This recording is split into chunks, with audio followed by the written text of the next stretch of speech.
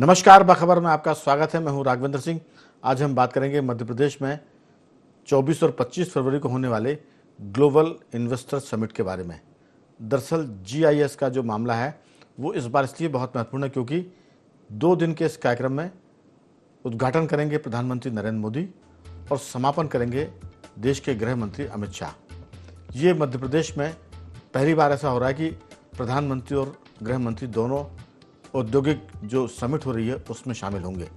सबसे खास बात यह कि इस पूरे मामले में राष्ट्रीय स्तर के साथ साथ अंतर्राष्ट्रीय स्तर के भी निवेशक आने वाले हैं और इसमें भी खास बात है कि पहली दफ़ा अंबानी, अडानी, बिरला जैसे समूह के जो चीफ हैं, जो कर्ता धर्ता हैं, वो इसमें शामिल होंगे।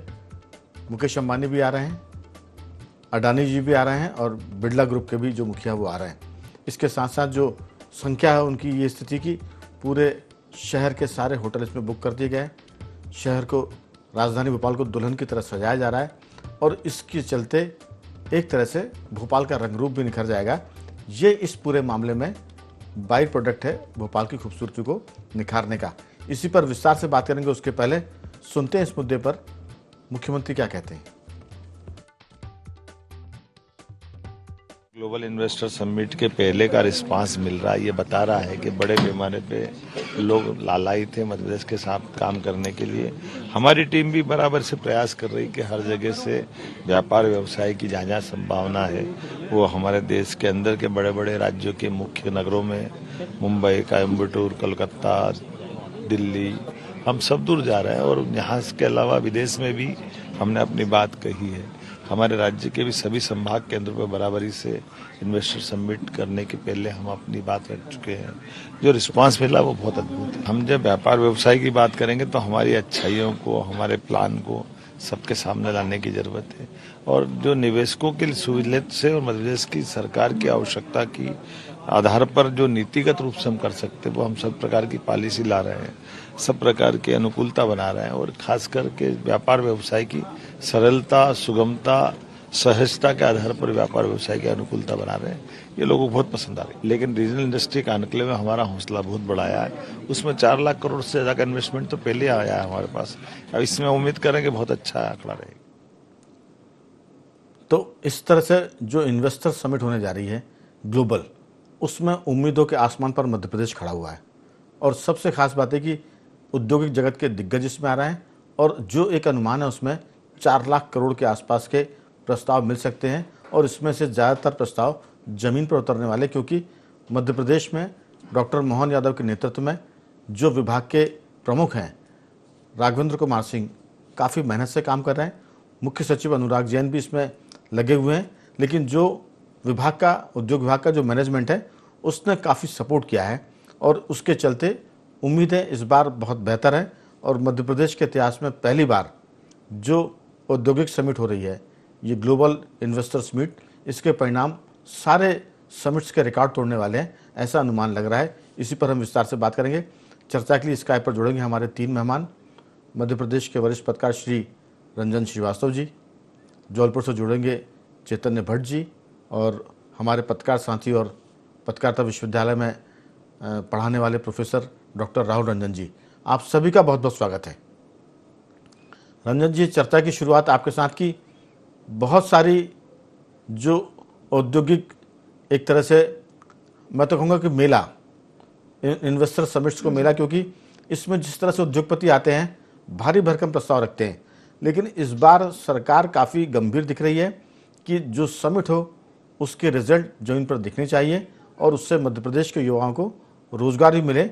मुख्यमंत्री डॉक्टर मोहन यादव ने यह भी कहा कि हम मध्य प्रदेश के युवाओं को रोजगार देने वाले औद्योगिक जगत के जो मुखिया रहेंगे या बड़े लोग रहेंगे उनको 200 करोड़ रुपए तक की छूट देंगे। आपकी राय पूरे मामले में? राघवन जी, देखिए, गवर्नमेंट वाकई सीरियस है, आपने बिल्कुल सही कहा। और इस सीरियसनेस का जो पैमाना यह है कि खुद प्रधानमंत्री आ रहे हैं, समापन में केंद्रीय गृह मंत्री रहेंगे, तो उनका आना ही अपने आप में एक संदेश है सारे उद्योगपतियों के लिए और जो बाहर के लोग भी हैं इंडिया से, कि अगर प्रधानमंत्री कहीं पे जा रहे हैं तो जाहिर है उनकी इच्छा है कि यहाँ पर निवेश हो, मध्य प्रदेश में निवेश बढ़े और जाहिर है वो तो बहुत ही नेचुरल है, अगर निवेश होता है तो उसमें रोजगार मिलना ही मिलना है, उसमें कोई डाउट नहीं है। इस बार वाकई गंभीरता ज्यादा दिख रही है।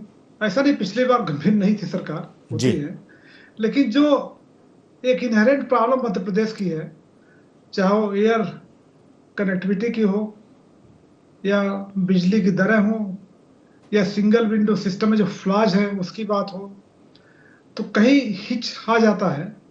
और जिस रफ्तार से इन्वेस्टमेंट होना चाहिए वैसा दिखता नहीं है। जी। खासकर मैन्युफैक्चरिंग में बहुत सारी संभावनाएं हैं, स्किल डेवलपमेंट में बहुत सारी संभावनाएं हैं, एग्रीकल्चर सेक्टर में बहुत सारी संभावनाएं हैं, एमएसएमई में बहुत सारी संभावनाएं हैं।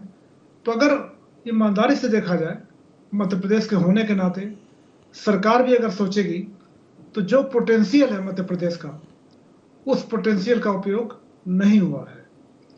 और एक और चीज है राघवन जी, जो बार बार हम लोग यूपी की बात करते हैं, बिहार की जी। बात करते हैं, खैर यूपी में भी स्टेबिलिटी आ गई है, बिहार में भी आ गई है। पहले दिक्कत क्या होती थी, जो सरकारें मिलीजुली रहती थी या रीजनल जो फोर्सेज हैं वो सरकार में रहती थी, तो ऐसा माना जाता था गवर्नमेंट स्टेबल नहीं है, और जो बाहर से उद्योगपति आने वाले हैं वो भी हिचक रहे हैं कि पता नहीं क्या माहौल हो पॉलिटिकली, क्योंकि पॉलिटिक्स बहुत मायने में उसको इफेक्ट करता है जो भी इन्वेस्टमेंट होता है। मध्य प्रदेश में पिछले 20 सालों से, तो 21 साल हो गए, 15 महीने छोड़ दीजिए, बीजेपी की सरकार है। लगातार 14 से भाजपा की सरकार केंद्र में भी है, जो डबल इंजन की बात करते हैं। तो कहीं से अवरोध नहीं है। अवरोध केवल अगर हो सकता है तो हमारी इच्छा शक्ति, हमारी मशीनरी जो काम कर रही है जी। उसमें क्या इम्प्रूवमेंट होना चाहिए या क्या नहीं कर पा रही है। तो आपने शुरू में बयान दिया था, मैं सहमत हूं, गंभीरता दिख रही है। सीएम भी नए हैं, सीएस भी नए हैं, एक नई कार्य संस्कृति दिख रही है। जी। और महाकुंभ के साय में हो रहा है, तो मुझे लगता है जैसे महाकुंभ वहां हुआ है, जी। इलाहाबाद में प्रयागराज में हो रहा है, ये भी एक महाकुंभ है। तो इसका परिणाम अच्छा निकले, लोग आए नहाए और इन्वेस्टमेंट के उसमें सागर में डुबकी ले, उसका फायदा मध्य प्रदेश को मिले। बिल्कुल, लेकिन इसमें सबसे खास बात है कि जो चीज़ें सरकार के स्तर की होती है ना, पॉलिटिकल लीडर जो फैसले करते हैं वो अपनी जगह है। असल काम होता है, हम बार बार करते हैं कि जो नौकरशाही है, अगर वो पॉजिटिव है तो फिर सरकार की 90% समस्याएं खत्म हो जाती हैं। सरकार 10% निर्णय ले सकती है, उसके बाद अमल का मामला है। इस बार अच्छी बात यह है कि अनुराग जैन चीफ सेक्रेटरी वो अपनी जगह है, लेकिन विभाग के जो मुखिया हैं, प्रमुख सचिव उद्योग हैं राघवेंद्र कुमार सिंह, वो भी इस मामले में पिछले दिनों की हम बात करें तो कई सारी चीज़ों में बढ़ चढ़कर नौकरशाही ने सरकार की मदद की है। चाहे वो रीजनल इन्वेस्टर्स मीट की हम बात करें, क्योंकि पहली बार मध्य प्रदेश में बड़े शहरों से निकलकर औद्योगिक जो इकाइयां हैं उनको एक तरह से गांव देहात तक जाने की बात हुई है, वो संभाग और जिले तक जाने की बात हुई है। तो हमें लगता है कि ये जो सारा मामला है रंग ला सकता है, क्योंकि मध्य प्रदेश कृषि प्रधान राज्य है, 80% से ज़्यादा कृषि पर निर्भर है। तो फूड प्रोसेसिंग की बात करें, चाहे जीआई टैग मिलने के बाद हम बासमती धान की बात करें, शरबती गेहूं की बात करें, या मध्य प्रदेश के जो टमाटर हैं उसकी बात करें, तो मुझे लगता है कि इसमें इजराइल भी भारत की बहुत मदद कर सकता है। क्योंकि ये जो ग्लोबल समिट है, इसमें ऑस्ट्रेलिया का भी इंटरेस्ट है कि वो एक तरह से स्किल डेवलपमेंट में काम करें। इजराइल कृषि के मामले में पूरी दुनिया में कई मामलों में रिकॉर्ड बना चुका है। कृषि उत्पादन के साथ साथ मुर्गी पालन, मछली पालन में जो इजराइल की तकनीक है, वो अगर मध्य प्रदेश को मिलती है, इजराइल की सरकार अगर यहाँ कुछ करती है, तो मुझे लगता है कि परिणाम उम्मीद से बहुत बेहतर आ सकते हैं। डॉक्टर राहुल जी, आपकी राय? राघवन जी, देखिए, पहली चीज तो ये देखिए कि मोहन यादव की सरकार को हुए 1 साल कंप्लीट हुआ, और इतने समिट को करना या उद्योगपतियों को एक मंच पे ले आना, ये बहुत बड़ी सफलता होगी। और बिल्कुल सच ये है कि जब तक सरकार के साथ में नौकरशाह साथ नहीं देंगे, तब तक कोई भी आप कोशिश कर लीजिए वो सफल नहीं हो पाती। तो ये दिखाई दे रहा है कि सरकार और नौकरशाहों के बीच में एक तालमेल बेहतर हुआ है। इसमें आप मुख्यमंत्री की सफलता को भी मान सकते हैं, लेकिन सबसे बड़ी बात यह है कि इसमें चीज ये होना चाहिए कि इतने बड़े जब उद्योगपति आते हैं मध्य प्रदेश में क्या है, जंगल है, जल है, पर्याप्त है, पर्यावरण बहुत अच्छा है यहाँ का, सड़कें बहुत अच्छी हैं, यहाँ से रेलवे बहुत बिल्कुल बहुत बेहतरीन स्थिति में, बहुत ट्रेनें मध्य प्रदेश के साथ में जाती हैं। तो आप ये देखिए कि सब जगह मतलब प्रचुर संसाधन आपके पास में उपलब्ध है, इसके बावजूद भी सफलता नहीं मिली। तो ये पहली बार ऐसा हुआ कि नौकरशाहों ने इन चीजों को बताया या उद्योगपतियों के सामने प्रस्तुत करने जा रहे हैं कि हमारे पास संसाधन है, छुपाने की स्थिति नहीं है। यदि आप उद्योगपतियों को बताने की स्थिति में हो, क्लियर बताने की स्थिति में हो, तो उद्योगपति निवेश करने में कतराते नहीं है। अब तक होता ये था कि जब उद्योगपति आता था तो मीटिंग्स बैठती थी और तमाम जगह वो अपना उपभोग करके और मौज मस्ती होकर के चला जाता था और उसका आपको परिणाम मध्य प्रदेश को नहीं दिखाई। एक सबसे महत्वपूर्ण बात है कि मध्य प्रदेश में पर्यटन को लेकर के चिंता पिछले 1 दशक से की जा रही है, लेकिन पर्यटन का कोई ऐसा नया क्षेत्र डेवलप नहीं कर पाई सरकार जहां जाना चाहिए। हनुमंतिया एक टापू, उसको भी डेवलप करने की कोशिश की थी, लेकिन पर्यटन के हिसाब से ऐसे बहुत जगह है वो डेवलप नहीं हो पाए।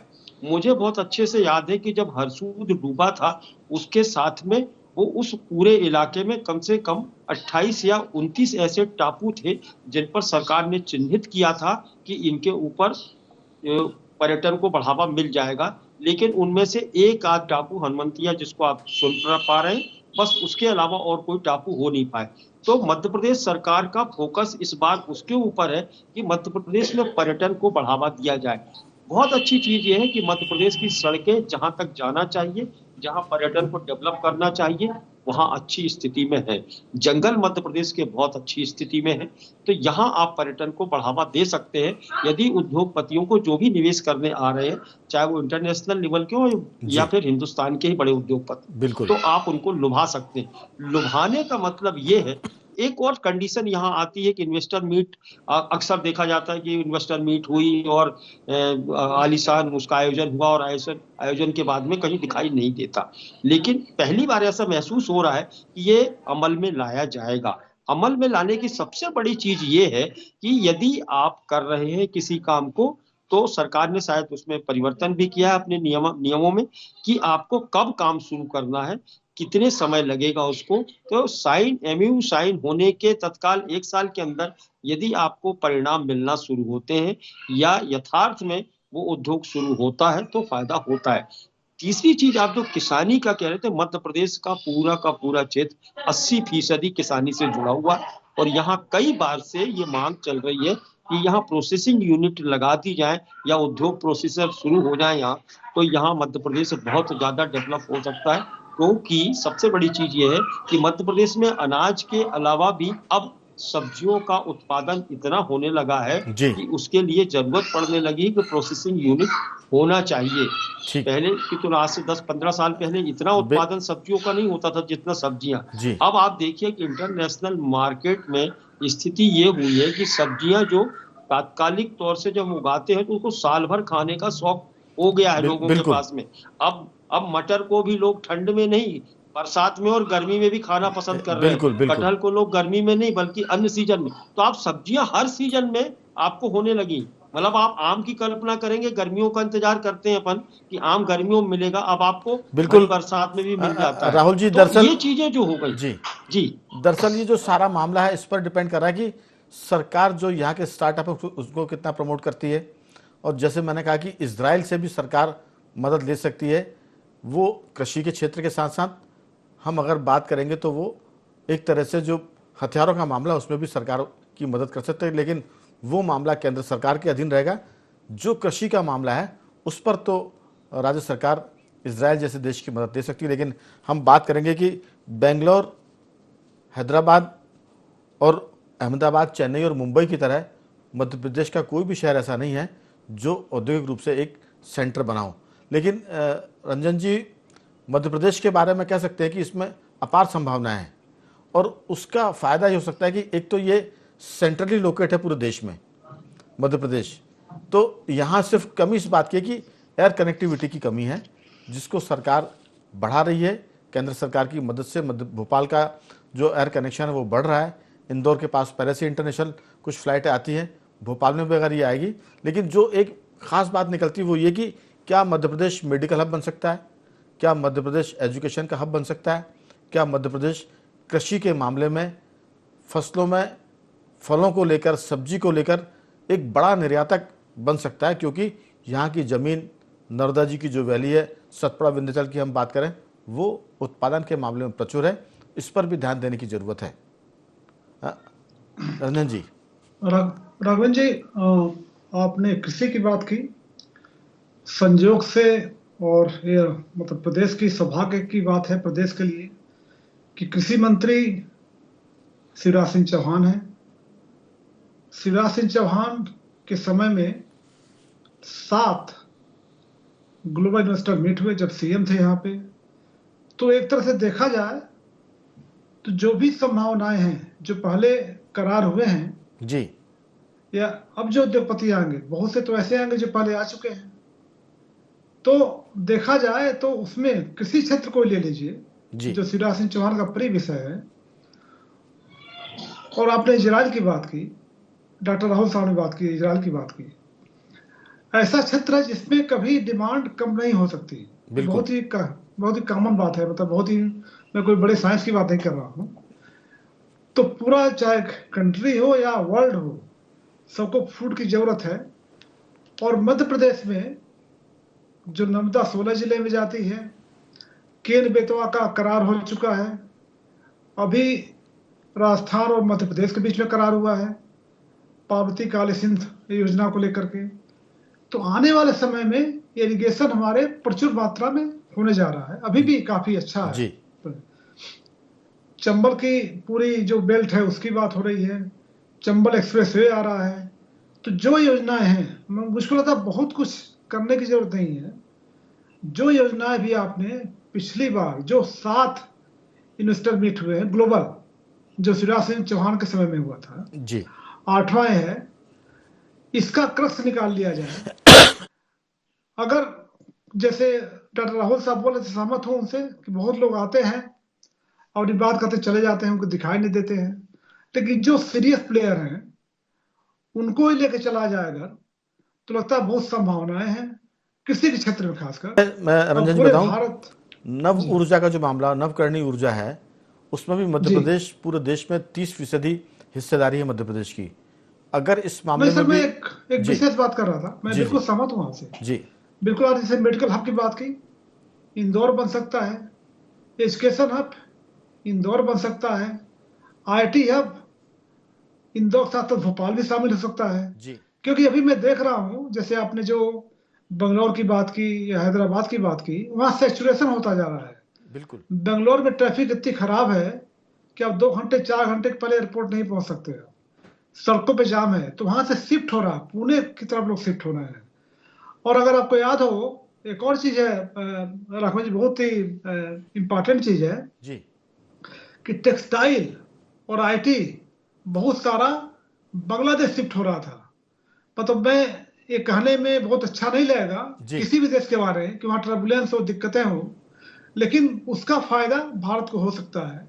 और अगर भारत को फायदा होगा तो मध्य प्रदेश उसमें आगे जा करके आईटी की क्षेत्र करके, और खासकर टेक्सटाइल को लेकर के जो जी, मिलें बंद हो चुकी पहले, इंदौर उसका हब हुआ करता था। तो बहुत सारे ऐसे एरिया जो आपने जिक्र किया, उनके अलावा भी बहुत सारे ऐसे एरिया हैं।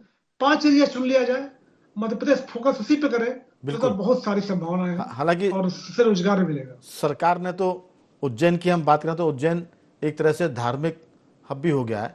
वहाँ धार्मिक उसकी बात करें तो वो भी एक तरह का, अगर पर्यटन की बात करें तो वहाँ ज़बरदस्त इजाफा हुआ है पिछले, हम और अगर राघवन जी, बात। मैं सारी आपने बिल्कुल अच्छी बात की है, मैं जी, बिल्कुल अच्छी बात की है। जी, महाकुंभ में भी जो प्रयागराज में हुआ है, जी, ऐसा इकोनॉमिक इम्पैक्ट कभी नहीं हुआ जो भीड़ हुई है। बिल्कुल, तो बिल्कुल मैं 2 सेकंड में कह रहा हूँ कि जी, आपने जो उज्जैन की बात की, हमारे मन की बात छीन ली आपने। जी, बहुत सारी संभावनाएं हैं और अब उद्योग भी उससे जुड़ रहा है। बिल्कुल, जो इस पर जो रिलीजियस टूरिज्म है, उससे उद्योग भी जुड़ रहा है। तो उसमें बहुत सारी संभावना है। बिल्कुल जुड़ चुका है। हम ये कह सकते हैं कि 2 लाख करोड़ से ऊपर का तो सिर्फ प्रयागराज जी, महाकुंभ की हम बात करें, और जितने लोग प्रयागराज ज्यादा। गए हैं उसका 80% आदमी श्रद्धालु काशी गया है, वहीं से वो अयोध्या गए हैं, अयोध्या चित्रकूट होते हुए वो वापस मध्य प्रदेश या अपने राज्यों को लौट रहे हैं। लेकिन मध्य प्रदेश में भी 2 ज्योतिर्लिंग हैं, हम बात करें उज्जैन की, महेश्वर की, इसके बाद यहाँ शक्तिपीठ भी है, नर्मदा घाटी पूरी है, आपको वहाँ पर्यटन भी है। उसके साथ साथ आप देखिए कि जितना महत्व गंगा जी का है उससे ज़्यादा महत्व नर्मदा जी का भी है। तो वहाँ जैसे आपने कहा था कि बहुत सारे आप टूरिज्म के वो क्षेत्र कर सकते हैं जहाँ पुण्य भी लोग कमाएंगे और पर्यटन भी करेंगे। तो मैं आपको बता रहा था कि जो डॉक्टर मोहन यादव और पर्यटन के प्रमुख, विभाग के प्रमुख राघवेंद्र कुमार सिंह की जो युति है, जो उनकी अंडरस्टैंडिंग है, उसके चलते कह सकते हैं कि उज्जैन में 10,000 करोड़ रुपए के निवेश की बात हो रही है, 17,000 लोगों को रोजगार मिलेगा। जबलपुर में 15,000 करोड़ के निवेश की बात हो रही है और 13,400 लोगों को रोजगार मिलेगा। इसी तरह ग्वालियर की हम बात करें तो 8,500 करोड़ का निवेश है, 35,000 लोगों को रोजगार होगा। सागर में 23,000 करोड़ के निवेश की बात हो रही है, 28,000 लोगों को वहाँ रोजगार मिलने की संभावना है। रीवा में 31,000 करोड़ का निवेश हो रहा है। नर्मदापुरम की बात करें जो भोपाल के बाद पुराना नाम होशंगाबाद है, वहाँ 18,000 करोड़ का निवेश हो रहा है और 24,000 लोगों को रोजगार मिलेगा। शहडोल जो मध्य प्रदेश का सबसे सुदूरवर्ती संभाग है, जो छत्तीसगढ़ की बॉर्डर से मिलता है, वहाँ भी 32,000 करोड़ का निवेश है और 31,000 लोगों को वहाँ रोजगार मिलेगा। तो कह सकते हैं कि अब जो मामले हैं वो बड़े मेट्रो शहरों से निकलकर संभाग, जिले और कस्बों में जा रहे हैं। जो जहाँ तक आपने बेंगलोर की बात की, हैदराबाद की बात की, निश्चित रूप से वो सैचुरेशन पर आ गए हैं। मुंबई सैचुरेशन पर है, दिल्ली के आसपास मामला बिल्कुल सैचुरेशन पर है और पूरी पर्यावरण को दिक्कत पैदा कर रहा है। तो इस समय जो मैं कहता हूँ कई बार बातचीत में कि 21वीं सदी दुनिया भर में भारत की है और देश के भीतर 21वीं सदी मध्य प्रदेश की है। यहाँ जिस ढंग से उद्योग महकमा और उसके अधिकारी मुख्यमंत्री के साथ तालमेल बनाकर चल रहे हैं, अगर ये सफल होता है तो मध्य प्रदेश में बहुत सुखद और आश्चर्यजनक नतीजे आएंगे औद्योगिक निवेश के मामले में। रंजन जी, आपकी राय? दुर्भाग्य से हमारा संपर्क नहीं हो पा रहा है। हमारे मध्य प्रदेश के वरिष्ठ पत्रकार जो जबलपुर से हैं, चैतन्य भट्ट जी, उनका साउंड सिस्टम गड़बड़ होने की वजह से उनसे बातचीत नहीं हो पा रही है। रंजन जी, आपकी छोटी सी टिप्पणी चाहेंगे कि इस पूरे मामले में अगर सिंगल विंडो सिस्टम हो जाए, करप्शन में थोड़ी सी लगाम लग जाए, तो उद्योग में बहुत सारे अच्छे नतीजे आ सकते हैं। कई बार लोग करप्शन की शिकायत भी करते हैं, आपकी राय? राघवेंद्र जी, सबसे बड़ी बात है, सिंगल विंडो तो बहुत पहले चालू कर दी गई थी उद्योगपतियों के लिए कि आप आइए, एक ही बार में आपके आवेदन और तमाम चीजें क्लियर कर दी जाएगी। लेकिन जहां तक आप भ्रष्टाचार के मुद्दे को आप भी कई बार उठा चुके हैं, लेकिन ये भ्रष्टाचार का मुद्दा कभी कम नहीं होता और यही जो है समय सबसे बस बड़ा कम है, मुद्दा है। अपने पास सिर्फ 30 सेकंड का समय है। आप अपनी बात एक चीज सिर्फ बोलना चाहूंगा कि मध्य प्रदेश का ग्रामीण क्षेत्र जो अभी तक उद्योगों से, इन सब चीजों से अधूरा है या छूटा पड़ा हुआ है, यदि इस पे फोकस सरकार करने जा रही है तो ये सफलता के लिए बहुत बहुत बड़ी चीज है मध्य प्रदेश के उन क्षेत्रों के लिए जो गांवों में बसता है। और इसमें अगर फोकस किया जाएगा मेडिकल टूरिज्म पर, उसके साथ साथ टूरिज्म खाली पर्यटन पर ही मध्य प्रदेश में बहुत संभावना है। और अब तो जो सर्किट बन रहा है वो उज्जैन के साथ महेश्वर होता हुआ भी हम कहते हैं कि ये सारी चीज़ों को बढ़ाएगा, जिससे धर्म के साथ अर्थ जुड़ गया है। कृषि मध्य प्रदेश में पहले से बहुत मजबूत स्थिति में है, सिंचाई के बहुत साधन हैं, वो लगातार बढ़ने वाले हैं नदियों को जोड़ो अभियान के तहत। इसमें सिर्फ मुख्यमंत्री की इच्छा शक्ति और नौकरशाही का सहयोग, ये दो अगर काम हो जाए तो मध्य प्रदेश को 21वीं सदी में आगे बढ़ने से कोई रोक नहीं सकता। बीमारू राज्य से बाहर निकल चुके, औद्योगिक क्रांति की जरूरत है इस पूरे मामले में। समय की कमी है। दोनों मेहमानों का मैं धन्यवाद करूंगा। रंजन जी, आपका बहुत साधुवाद, और डॉक्टर राहुल रंजन, आपका बहुत बहुत धन्यवाद कि आपने इस चर्चा में हिस्सा लिया। तो बखबर में सिर्फ इतना ही। बने रहिए हमारे साथ और देखते रहिए IND24।